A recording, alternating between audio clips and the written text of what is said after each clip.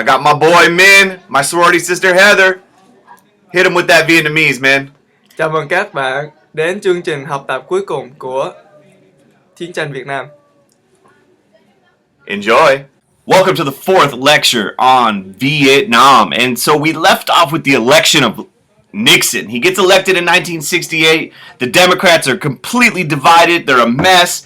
They're having battles over who's going to be their candidate. And the Republican, Richard Nixon, makes a comeback and wins the presidency. Now, Nixon, you got to keep in mind, has a pretty impressive resume when it comes to, fighting communism. When he wasn't wrestling saber-toothed tigers, he was battling communism in the 50s with the House of Un-American Activities Committee. He was battling communists. He was critical of Truman and the Democrats for losing China. And so now he takes office in 1968, and there's this, sense, what is he going to do? Because during the war, he promises to end it.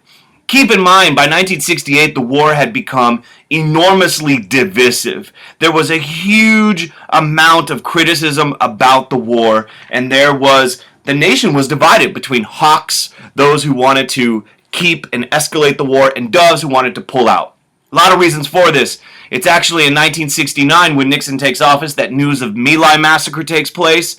It is a war which is a working class war. A lot of minority, a lot of African American people are doing the fighting, where people with more wealth are getting out of service. And so you have this situation where the nation's divided, the anti-war movement is escalating, and Nixon claims that there is this silent majority. And he says to the American people in 1969, so tonight, to you, the great silent majority of my fellow Americans, I ask for your support. And Nixon wanted to appeal to these people. These are the silent majority were those people who weren't protesting in the street, but yet supported the war in Vietnam. They supported the troops and the mission of containing communism. And Nixon is going to represent these individuals. At least that's what he's saying. Now, during the campaign, Nixon was claiming he is going to end the war, but he is going to bring peace with honor. And there wasn't a certainty as to what exactly this meant or what this looked like. But Nixon, the anti-communist guy, is coming to the table with these credentials of being tough on communism, and now he takes office in 1969. So here's what happens. You can't talk about Nixon without talking about his very important national security advisor, later on Secretary of State, Mr. Henry Kissinger. And both of them approach foreign policy from this idea called, say it with me everybody, Realpolitik. And Realpolitik was this idea of you don't really follow your ideology. You're not ideologically bound in your decisions. So if you hate communism doesn't mean you have to always do things that demonstrate your hatred of communism. Realpolitik is based upon power and more practical, reasonable outcomes. And so one of the big things that you'll learn about in other lectures or in class is this concept of détente with both the Soviet Union and China. It's going to be a little ironic that the most anti-communist president, in many ways, is going to be the president who leads the relaxation of tensions between the Soviets and China. More on that later. So what about Vietnam? Now, I like to think that Vietnam, Nixon, when he was formulating his policy, he was listening to T.I.'s song, I Got Your Back, and he basically said, he had his own doctrine. And in his doctrine, he basically said to all of our countries around the world, we got your back.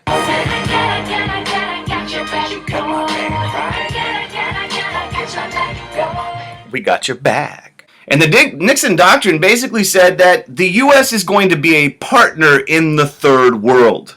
And what it basically means is we're not going to be an endless defender all over. Every time there's an incident, U.S. troops are not always going to go in there. We have your back. We're going to honor our commitments. But sometimes countries are going to have to fight their own wars. We're not going to send ground troops, U.S. ground troops. We're not going to spill American blood in every situation where communism is being resisted. And so this is the Nixon doctrine. It's kind of, scaling back U.S. involvement, and it comes out of, a long experience of America running all over the world, doing all sorts of things, oftentimes by choice. So that's the Nixon doctrine, and his approach peace with honor, a big part of it was Nixon wanted the South Vietnamese to play a greater role in the war. And this is a policy that you should all know called Vietnamization. Vietnamization is basically this idea that American troops should slowly get out and the Vietnamese troops should stand up and fight their own fight. Now, there's a couple of parts to it, so let's take a look at this. Step one of peace with honor is Vietnamization, and basically, like I said, one, Nixon, tell him. Good evening, my fellow Americans.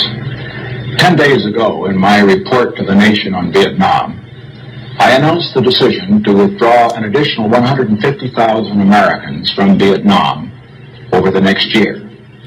And so there's going to be this withdrawal of troops. The U.S. troops are slowly going to leave South Vietnam. Remember, by 1968, we have over 500,000 American soldiers there. So we're slowly going to get out. Now, we're not going to abandon our commitments. No, Nixon's not implying this. The troop levels are going to go down, and you can see Nixon talking about it right here. But South Vietnamese are... The primary mission of our troops is to enable the South Vietnamese forces to assume the full responsibility for the security of South Vietnam. They're going to take over the fighting. We're going to be giving them the weapons, the money, the training, the advice, the pillow talk, all that stuff, but they're going to have to take over. So this is Vietnamization. They're going to take over, and this aligns with the Nixon doctrine. So that's what Nixon's doing as part of his plan to end the war in Vietnam. The other part is, I like to think that Nixon's listening to a little Tevin Campbell. Can we talk? And he actually has his right-hand guy, Henry Kissinger, have off-the-record talks.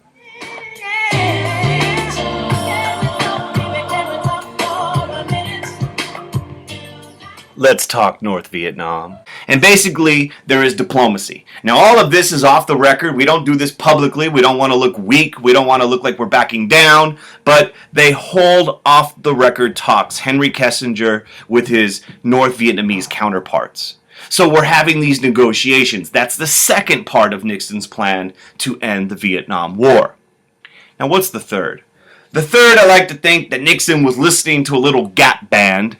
You dropped a bomb on me. So at the same time he's doing Vietnamization, at the same time he's having off-the-record talks, he is ordering an expansion of the war. You dropped a bomb on me, baby. You dropped a bomb on me. In fact, he orders, remember Johnson had halted the bombing, he orders a renewed bombing of North Vietnam, and in addition, he widens the war by having a secret invasion of neighboring Cambodia and Laos. So the bombs are going into North Vietnam, and he's expanded the war by invading a neutral country. Now, the reason he's doing this, and keep in mind he's doing it without Congress or public approval, secret, is to clear out those enemy sanctuaries. The goal here is, the Vietnamese, through the Ho Chi Minh Trail, were hiding out in places like Cambodia. They were funneling weapons from North Vietnam across the DMZ. And so the goal of widening the war, in Nixon's opinion, is a good one because it will accomplish, in theory,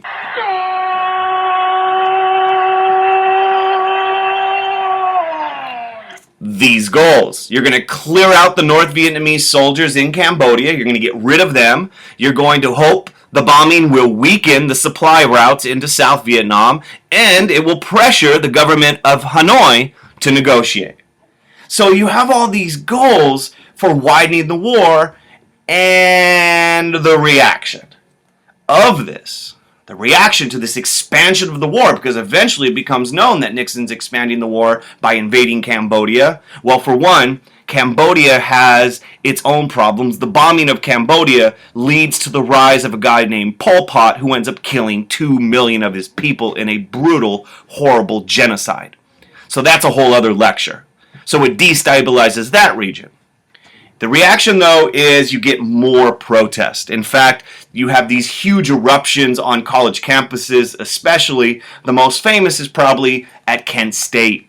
Kent State, May 1970, the National Guard swoop in. There was conflict between the demonstrators and the National Guard. Some buildings were burnt, some taunts were, said, some things were thrown, but unfortunately, the National Guard opens fire, killing 4 students on an American college campus.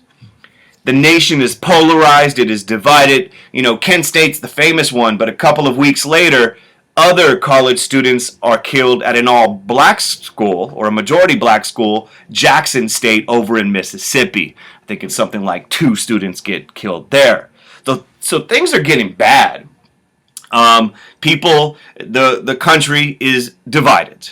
Now, the war is going on still. Nixon's doing his bombing and his Cambodia and his negotiating and his Vietnamization. Troops are coming home. And then another bombshell hits when... That's alright, because I love the way you lie.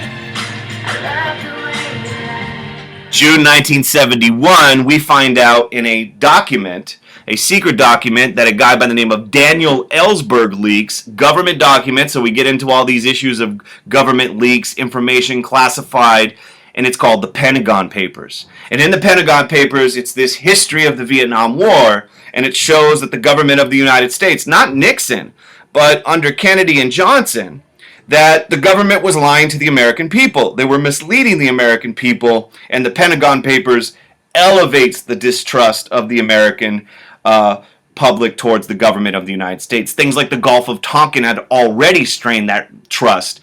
Pentagon Papers reinforces what was going on. Nixon, even though the Pentagon Papers are not exactly about him, he tries to stop them from being published, and eventually Daniel Ellsberg and the Pentagon Papers are published by the New York Times, and that history, that secret history that reveals this lies and this secret history is published, and the American people even turn further against the war. So know that about the Pentagon Papers. Now, the war is still going on. There's all sorts of significant battles and things, but this is supposed to be a short lecture. And in 1972-ish... We gotta get out of this place. If it's the last thing we ever do, we gotta get out of this place. +1 apparently. 1973, the Paris Peace Accords are signed. There were negotiations going on, and basically it is a ceasefire agreement. And by March of 1973, the Paris Peace Accords were signed, and the last of the American troops are exiting South Vietnam. Now, the idea would be South Vietnam would continue the fight. There is a ceasefire, but within a few months, the war just resumes between the Viet Cong and North Vietnam and South Vietnam. We find out in 1975... It all falls down. And when it falls down, who you gonna call now? Come on. And when it all falls down, everything falls down because you get North Vietnamese tanks rolling through the city in Saigon. Saigon falls to the communists. It is renamed Ho Chi Minh City, which it still is named today, and Vietnam is unified under a communist government, and the Vietnam War officially comes to an end. The famous image of the people trying to leave the embassy aboard these helicopters, and ultimately, in spite of all the fighting and the resources and the bloodshed on both sides, Vietnam will become, and still is, a communist country. And in many people's minds, it was a war in which America ultimately would lose. Check out the rest of the videos, hit like on this video, subscribe to the channel, and most importantly, have a wonderful, beautiful day.